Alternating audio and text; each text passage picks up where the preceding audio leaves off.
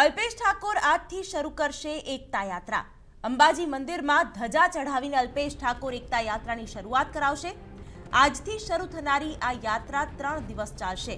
3 દિવસમાં યાત્રા બનાસકાંઠાના મોટાભાગના ગામડાઓમાં ફરશે અને એકતાનો સંદેશ આપશે। મળતી માહિતી અનુસાર ઠાકોર સેના અને ઓબીસી એકતા મંચના કાર્યકરો આ યાત્રામાં જોડાશે। તો અલ્પેશ ઠાકોર કે જે છેલ્લા ઘણા સમયથી સરકાર પર દબાણ બનાવવાની કોશિશ કરી રહ્યા છે અને ખાસ કરીને ઓબીસી સમાજને અનામતમાં વધુ લાભ અપાવવા માટે તેઓ પ્રયત્નશીલ છે। તેવામાં આજે એકતા યાત્રાની શરૂઆત। તો સંવાદદાતા સચિન પાટીલ જોડાઈ ગયા છે।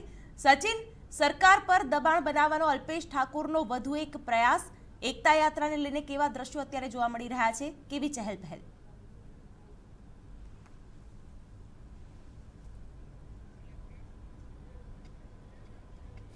શિવાની, સ્વાભાવિક શક્તિ પ્રદર્શન હોય તો અલ્પેશ ઠાકોર જે છે આ પહેલા પણ કેટલી યાત્રાઓ કાઢી ચૂક્યા છે, ત્યારે આ જે શક્તિ પ્રદર્શન છે એ શક્તિ પ્રદર્શનને 2019 લોકસભાની ચૂંટણી પહેલા થનારી જે આ યાત્રા છે એને એની સાથે જોડીએ તો નવાઈની વાત નહીં હોય।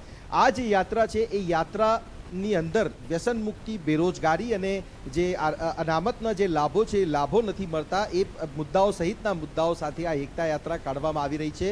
બનાસકાંઠા જિલ્લાના જે અલગ અલગ તાલુકાઓ છે, તાલુકાઓમાં આ જે યાત્રા છે એકતા યાત્રા ફરશે। શરૂઆત આજે અંબાજી માતાને ધજા ચડાવીને ત્યારબાદ જે છે આ યાત્રાની શરૂઆત કરવામાં આવશે। ખૂબ મોટી સંખ્યામાં ક્ષત્રિય ઠાકોર સેનાના અલગ અલગ જે સમુદાયના લોકો છે એ લોકો આ યાત્રામાં જોડાશે। એ પ્રકારની જાહેરાત સાથે આ યાત્રા આજે શરૂ થવાની છે।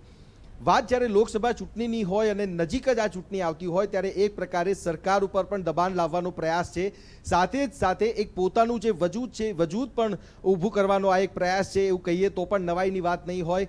અલ્પેશ ઠાકોરની જે આ યાત્રા છે એ યાત્રા 3 દિવસ સુધી ચાલવાની છે અને 3 દિવસ સુધી ચાલનારી આ યાત્રામાં આજે પાલનપુર જઈને આ યાત્રાનું હોલ્ટ થશે અને હોલ્ટ થયા બાદ જે બીજા રૂટ છે, બીજા રૂટ પર 2 દિવસની જે યાત્રા છે એ યાત્રા જવાની છે।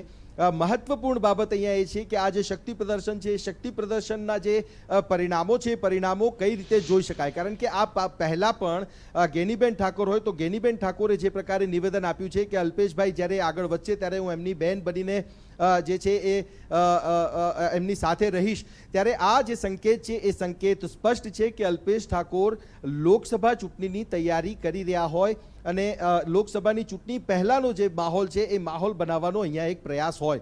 અરે આ જે લોકસભાની ચૂંટણી છે એ લોકસભાની ચૂંટણીમાં ખૂબ કાંટાની ટક્કર જોવા મળશે, કારણ કે કોંગ્રેસ ભાજપ વચ્ચે સીધી જંગ ટક્કર હશે।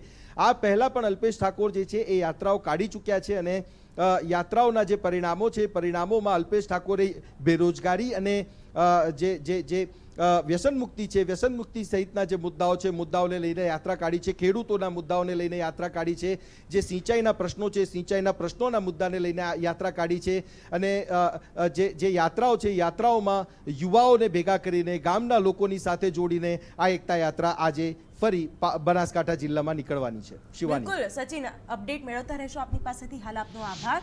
તો આજે અલ્પેશ ઠાકોર એક પ્રકારે શક્તિ પ્રદર્શન કરશે અને ઓબીસી અનામતને લઈને સાથે સાથે વ્યસન મુક્તિનો જે તેમનો જૂનો મુદ્દો છે તેની સાથે એકતા યાત્રા, અંબાજી મંદિરમાં ધજા ચઢાવીને આ એકતા યાત્રાનો પ્રારંભ કરાવાશે અને તેમાં મોટી સંખ્યામાં ઠાકોર સેનાના લોકો જોડાય તેવી પણ શક્યતાઓ સેવાઈ રહી છે।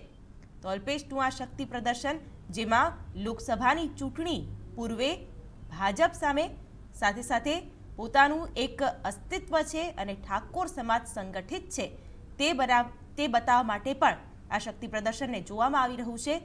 અલ્પેશ ઠાકોર છેલ્લા કેટલાક સમયથી કોંગ્રેસથી પણ નારાજ ચાલી રહ્યા હોવાની હવા રાજકીય ગલિયારાઓમાં છે, તેવામાં આ એકતા યાત્રા અલ્પેશ ઠાકોરના શક્તિ પ્રદર્શન તરીકે